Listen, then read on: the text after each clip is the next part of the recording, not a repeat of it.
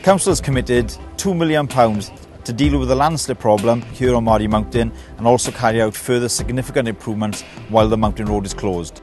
There's 6 phases of works compiling of over 140 metres of new concrete beam has been installed to strengthen where the landslide occurred. Piling works have been carried out over a 140 metre section of the road to stabilise the mountainside. New drainage have been installed both on the mountainside and in the carriageway. New ram walls have been fitted to help hold back the hillside. New crash barriers have been installed on both sides of the mountain, along with further highway and safety improvements. And the road is being resurfaced from Mardy all the way over to Monk Street in Aberdare, a total of 6 kilometres.